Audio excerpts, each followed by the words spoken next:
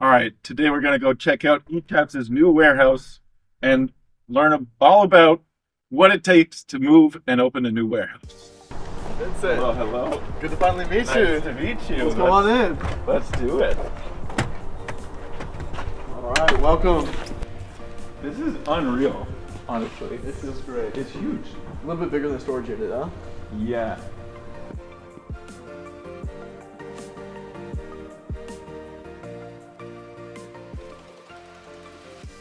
For sellers moving to their first warehouse, here are my top tips. Number one would be really to figure out what you want and what you're looking for, whether it be how many pallets you need, if you think you're going to need to build up or just build all floor loaded, how much office space, and how much wiggle room outside of storage do you need for actually getting your production done. A big thing that we did not calculate in was just basic things like aisles, okay, working areas, receiving zones, places to put pallets that are like ready to be moved into storage. That's all space that you need to make sure to calculate in when you're looking for how much square footage you want.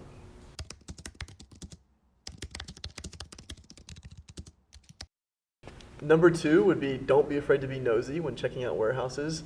I did feel very invasive, but one thing I wish I did was take more measurements while I was there checking out warehouses. Even though there's going to be people working most of the time, really just get in there, look behind pallets, look behind racks, see what holes are there. When we first got this warehouse, we were making a list of improvements that needed to be done. And so when we're writing a contract in the lease, that's all things that I wish I would have known more of, so I could have gotten a bigger tenant improvement budget. So that's less money out of our pockets and more out of the landlords.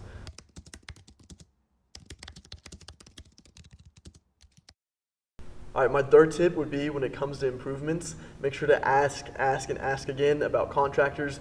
Don't assume that they're going to do something that is not written down. One thing we did was when we're having everything changed to LEDs, I told them, hey, make sure everything's LEDs. We ended up with a couple sections that were not changed for LEDs, and it turns out they weren't even in the budget.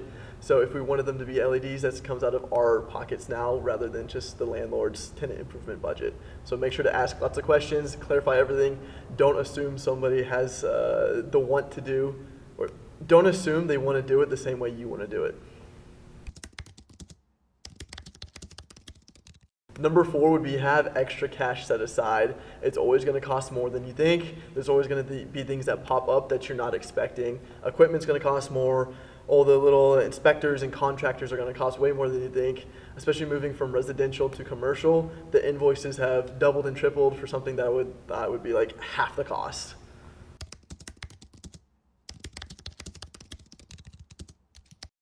Number five would be picking a real estate broker that you're comfortable asking lots of questions to.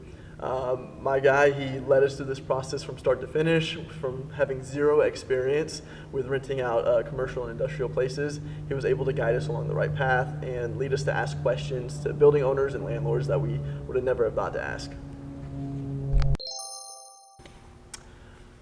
So one way Vico has helped us during this move is we're able to keep selling our self-fulfilled items while marking other items in transition to this warehouse. So instead of having to zero out all our inventory and then re-upload it, we just have all our products in transition, and the ones that are still in Virginia, we're able to still keep inventory and keep selling through. And then the second we're all set up here, we can go ahead and finish that transition and everything will be live and ready to sell. And so that's just tons of time straight up saved.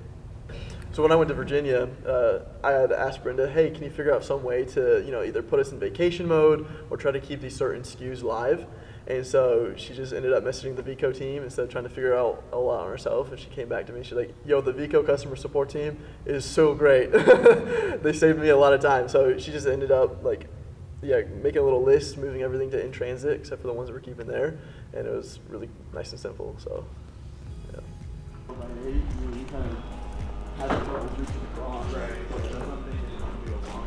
So cool.